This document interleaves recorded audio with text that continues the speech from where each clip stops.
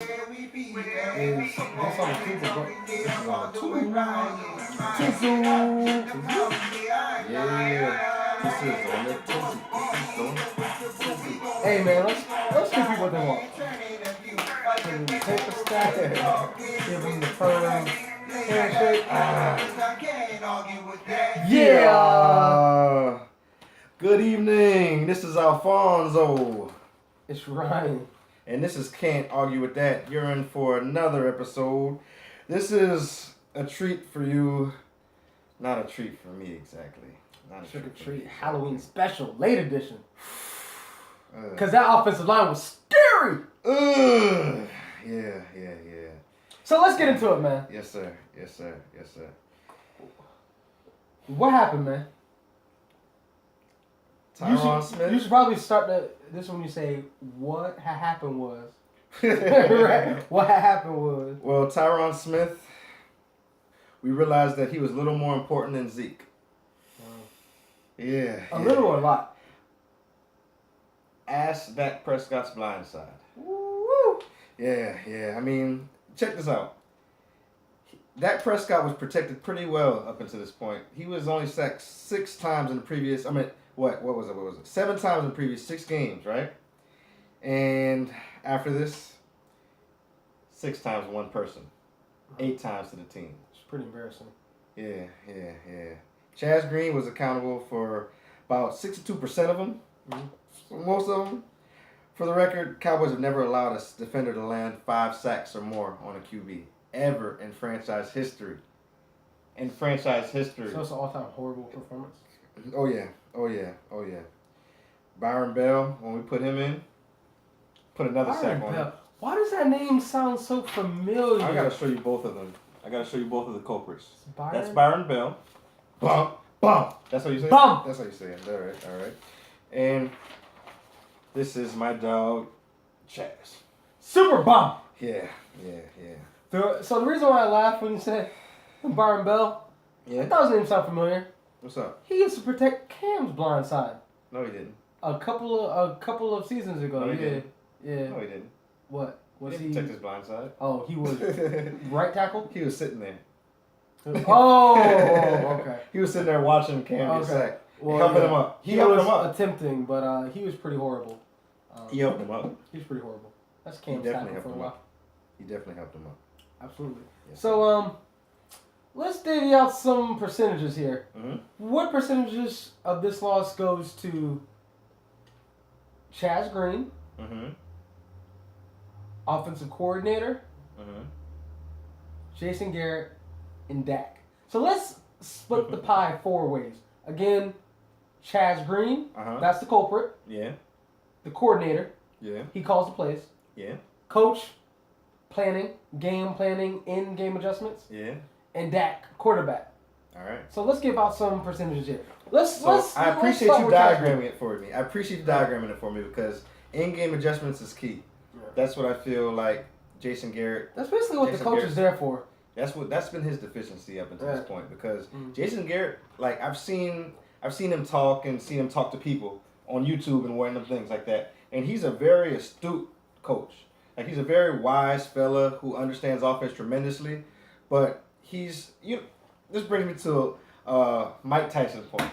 All right, everybody's got a plan until they get punched in the mouth. Exactly. So this is how I feel. They punched Chaz Green in the mouth, and then their plan was like, oh, what do we do? And they didn't want to adjust. They wanted to keep the same plan. As a quick aside, can I say something real quick? Yeah.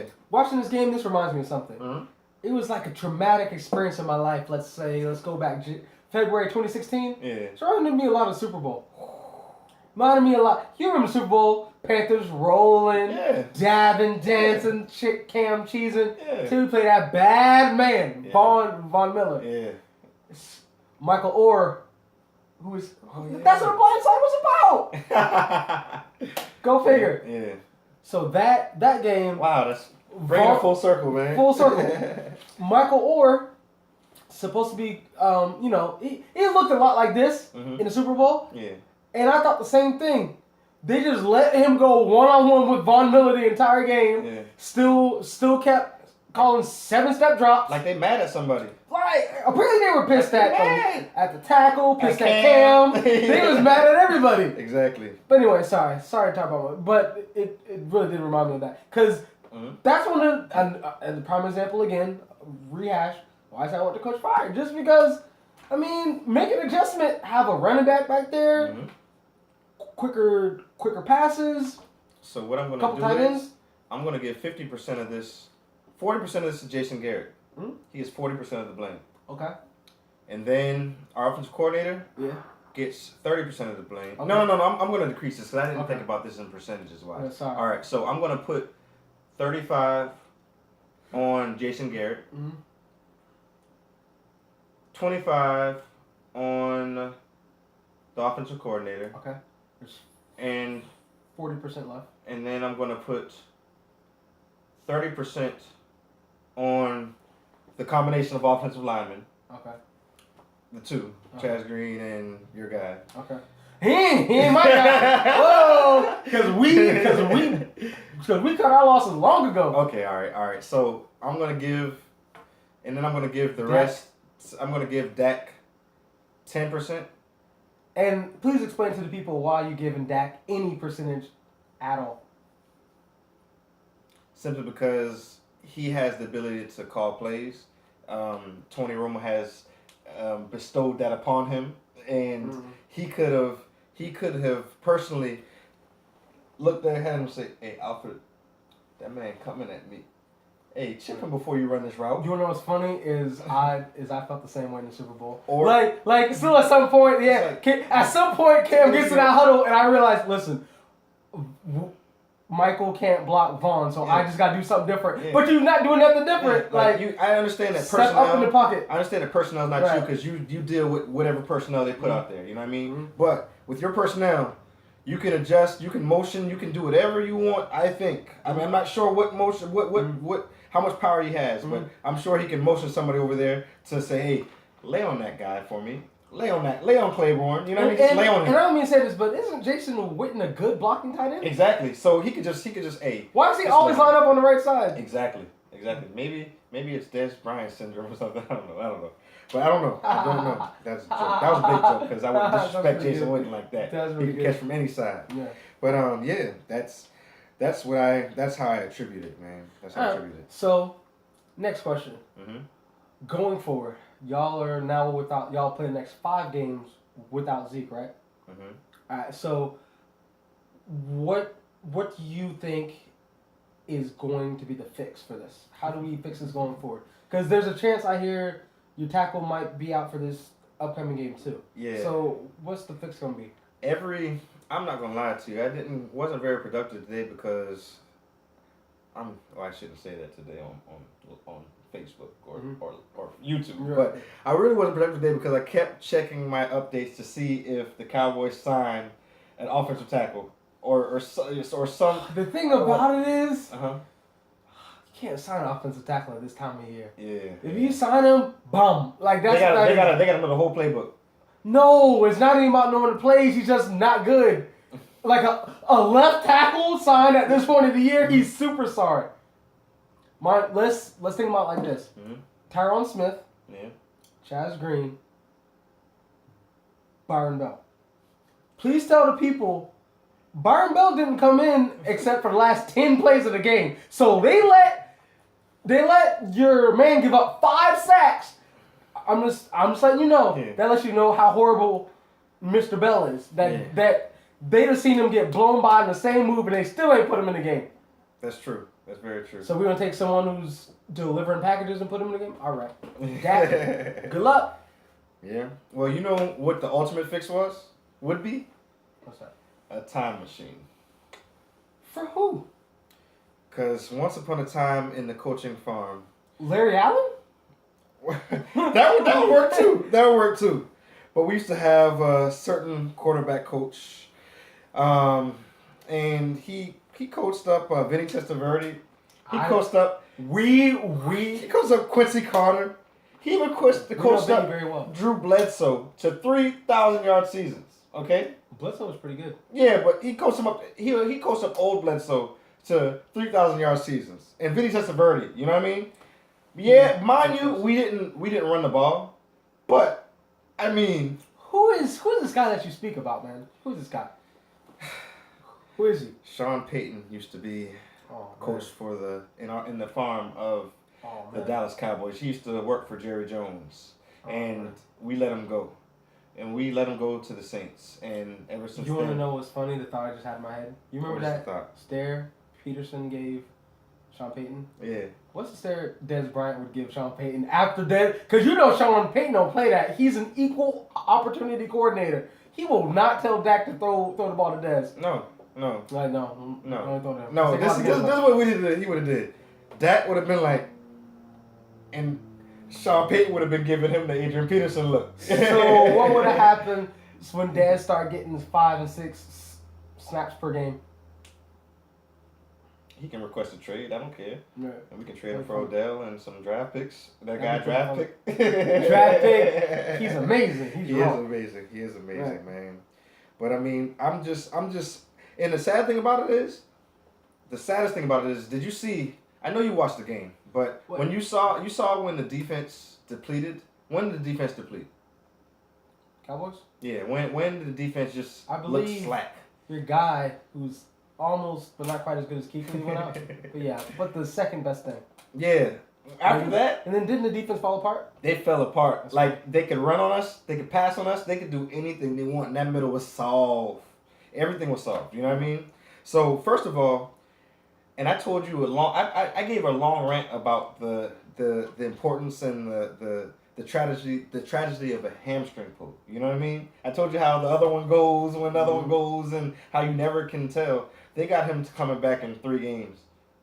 2-3 games. No, that's not going to happen. And it doesn't need to happen because he's going to get hurt during the game and we're going to look just like that. So you think he should be shut down for the season? Yeah, they need to shut him down, man. And I mean, he's getting old, man. Like, honestly, we need to move on from him. I know Jalen, we're trying to work with him, but he's not impressing me because he was part of the reason why we lost the Green Bay game.